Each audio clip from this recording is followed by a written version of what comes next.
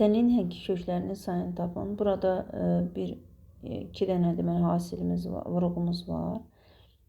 Və hasilin sıfıra bərabər olmaq üçün vurğuların heç olmasa biri sıfıra bərabər olmalıdır.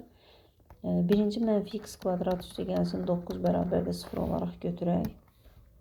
Buradan alırıq ki 9 çıxılsın x kvadrat bərabərdir 0-a. Yəni x bərabər olmalıdır ya mənfi 3-ə ya da müsbət 3-ə. İkinci isə kök altdadır. Kvadrat kökün altdakı ifadəmiz 8 çıxılsın x kuba əgər 0-a bərabər olarsa. Deməli x bərabər olmalıdır 2-yə. Çünki 2-nin kubu 8 edir. 8-dən 8 çıxsaq 0 qalar.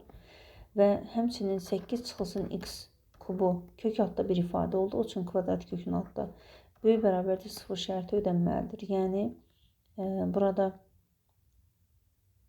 x mütləq kiçik bərabər olmalıdır. X kubu 8-dən kiçik olmalıdır və deməli x kiçik olmalıdır 2-dən. Yəni 2-dən kiçik bərabər qiymətlərdə deməli x bərabərdir 3 kökünü biz götürə bilmirik. X bərabərdir mənfi 3 isə 2-dən kiçik olduğu üçün götürürük. Və tənin həqiqi köklərinin sayı bizdən tələb olunur. Həqiqi köklərin sayı sadəcə 2 dənə olur. Ümumilikdə 3 dənə kök var burada, lakin həqiqi köklərin sayı 2-dir.